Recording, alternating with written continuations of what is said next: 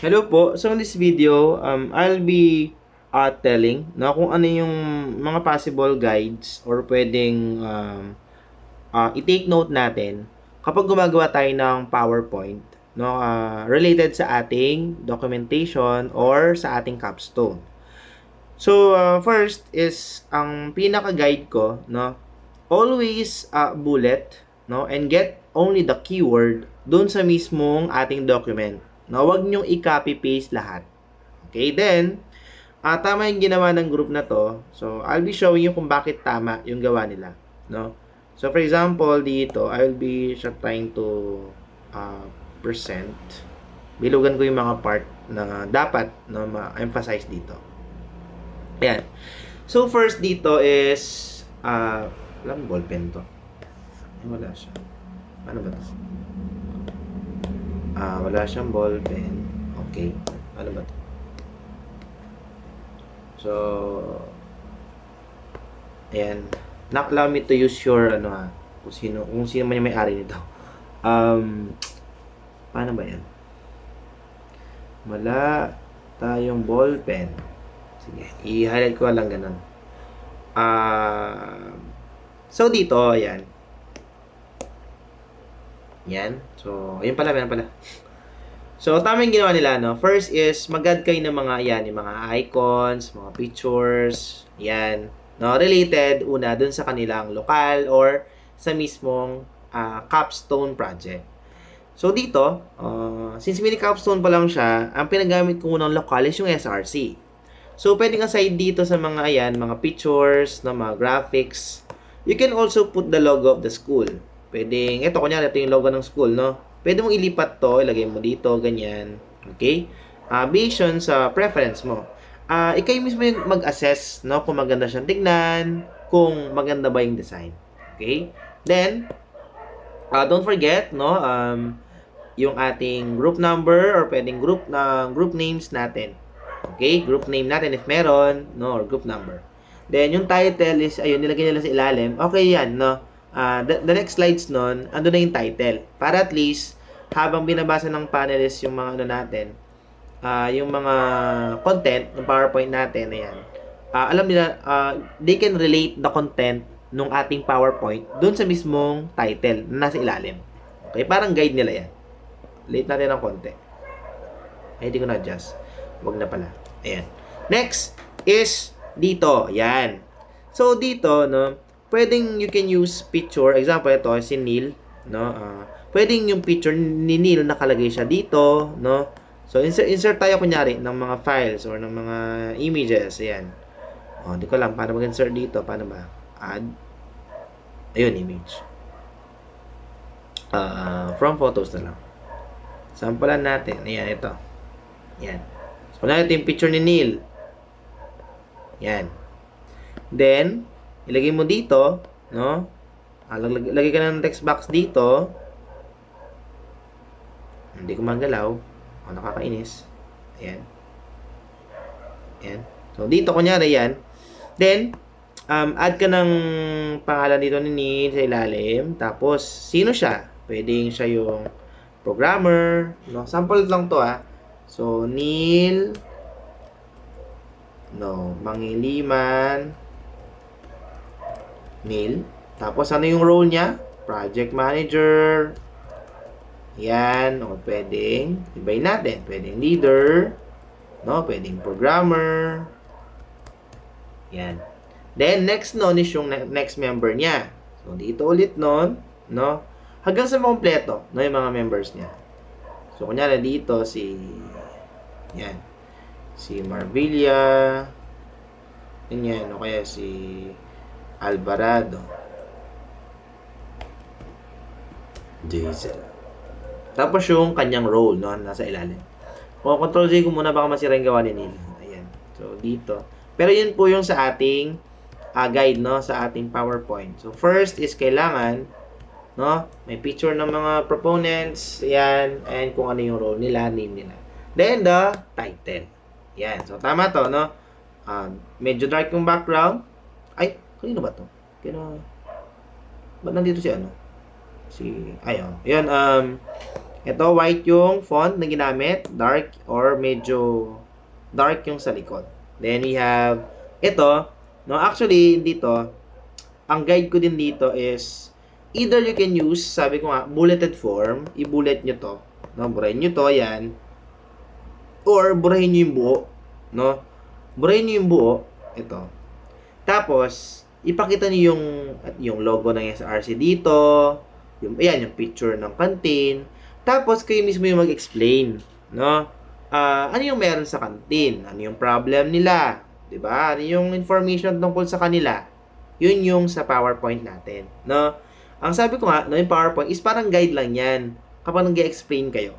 Nasa sa inyo pa rin. How will you express yourself? Pero, of course, no, it's okay to have key cards or mga index card, mga notes, pero mas maganda yung talagang alam mo yung ginagawa mo at sinasabi mo, no? Para yung mga panel ninyo is di na sila magtaka na, okay, alam niyo yung ginagawa niya, no? So doon pa lang is aware na yung ating panelist na okay, alam niyo yung ginagawa niya, di ba? So parang confident kayo. Then the conceptual framework, ayan. So actually tama itong ginawa nila. No, we have the user requirements, software requirements, hardware requirements, and the knowledge requirements natin. So then the process, phases, output, then kapag sa third year or fourth year kayo, may tuturo din mga ibang may mga ibang SDLC nang ginagamit, no? But for now, ito muna sa ngayon. Then ayan, so explain niyo, no, para saan ba 'yan, ano yung mga input, bakit yung ginamit yung mga software, hardware, ayan. Then the problems, ito, no? I think naka-numbered ata tong mga to. Naka-numbered tong mga to eh.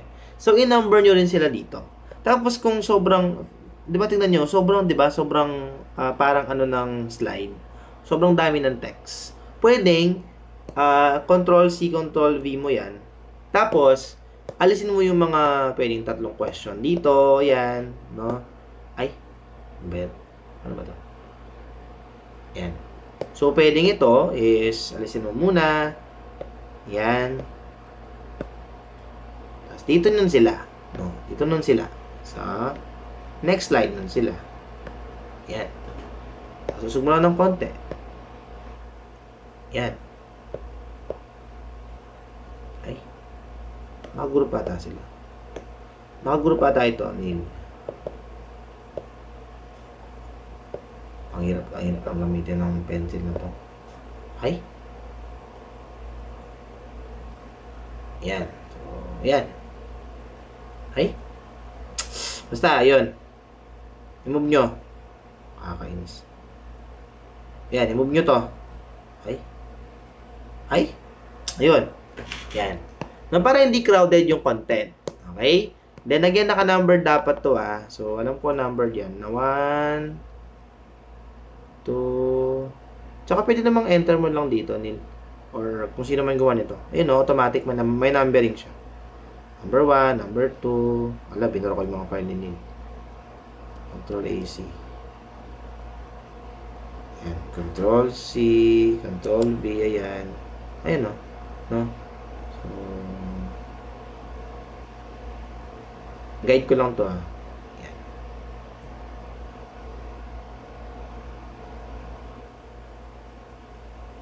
Basta, dapat naka-align yan. And after nun is yung problems. Ayan no? Diba sobrang crowded nila? No? Sobrang bloated yung screen. Then dito din, same din. No? Then mag-add kayo ng mga images, customers. So, pwede mag-search kayo ng image ng customer. Actually, maganda gamitin yung Canva dito, no? Kasi, mayroon sa Canva kasi ito, guide ko kayo. Yung elements, di ba? Kaya sabi ko, pwedeng gawin nyo muna sa Canva. Tapos, export nyo na lang siya as PPT. So, dito, for example, gawa tayo ng sample presentation. Ayan. Magka-guide kayo, no? So, pwedeng dito, you can search element. O, kunyari, doon tayo sa significance.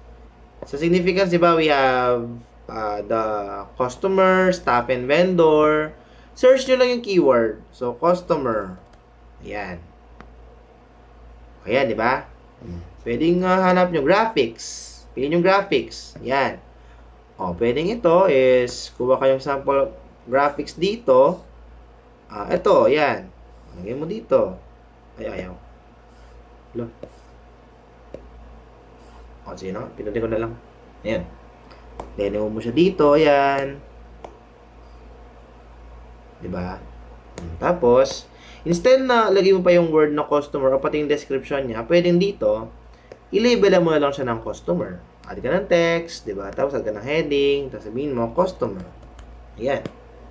O, ting slide natin na yon, diba? O, next nun, is yung vendor. O, vendor. Ay, mali. Sa elements pala. Elements tayo.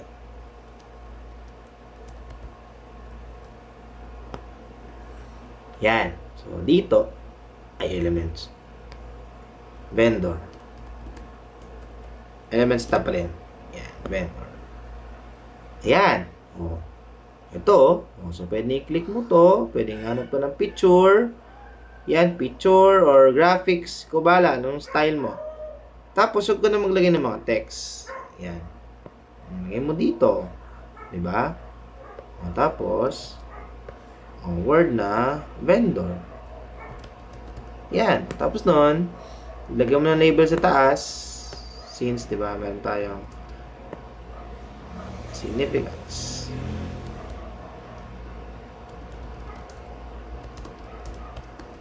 Yan. Diba? So, pwedeng kung bold mo yan o hindi. Okay. Ano pa yung next natin?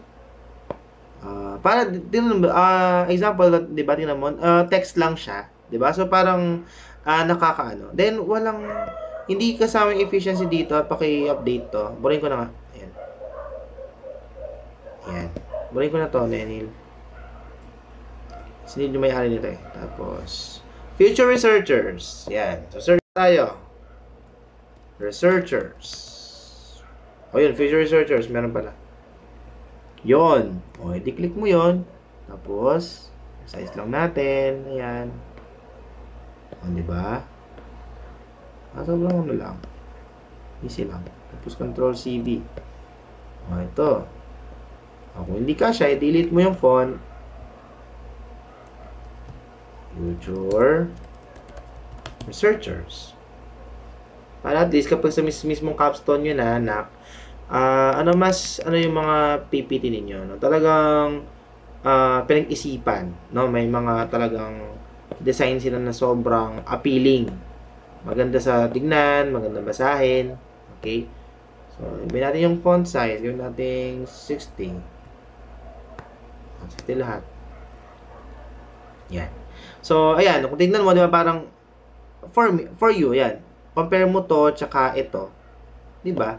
Parang mas okay tignan yun kasi maganda siya. Actually, pwede pang, alam ko, pwede pang may mga movement pa yan eh. Gumagalaw yan. May mga gumagalaw yan. Ano, animate. Ay, animate ata yun. Gumagalaw siya. Ay, joke lang. Basta may, may mga iba na sa elements natin, meron mga dyan gumagalaw. Example, vendor. May mga gumagalaw pa dyan. Mga parang ano sila. Mga ewan. Ayan. So, yan. Alam ko na ito. Magalo ba to? Hi. Magalo ba to? Yan, basta may magagalaw dyan, no? Para at least, diba? Hindi, boring tignan yung presentation ninyo. Yan. Boring ko na yan. Guide lang yan, ha? Then, dito, sa scope and delimitation or limitations natin, same din. No, nakabulat lang din dapat, keywords lang, no? Pwedeng dito i-mention mo, ano ba yung scope? Pwedeng samplean natin. Can only, binura ko yung file niya. Ay, wait lang. Dapat dyan, no, make sure, alam niyo pa paano, kunin yung mga important keywords, no? Kada ano natin. Hala. Ayun niya. Revert natin. Na-edit ko ata yung file ni Nanil. Ayan. Ayan. Okay. Then, same din doon. No? So, dito, tayo kunyari ng isang slide. Ayan, no? So,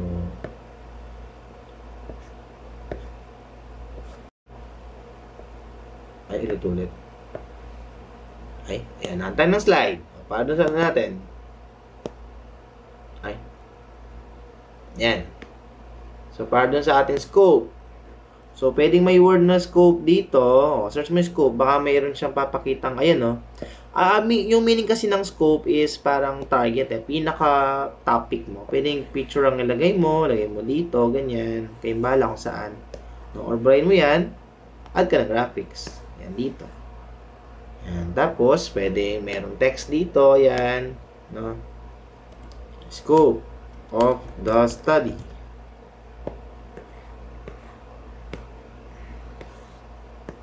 Yan. Nakalagay siya dito. Okay? Then, gumamit lang kayo ng 1 to 2 fonts. No? Font styles. Tapos, pwedeng i-bold mo lang, no? Yung mismong text. Bold mo, tsaka hindi. Yan. Bold mo or hindi. Yan. So, dito, then ito yung dito yung nakabullet na content. Keywords na nakuha mo. Yan. So, ayun. I think ito yung guide natin, no? For how to make PowerPoint presentation, no, based on your documentation in Capstone project. So, thank you.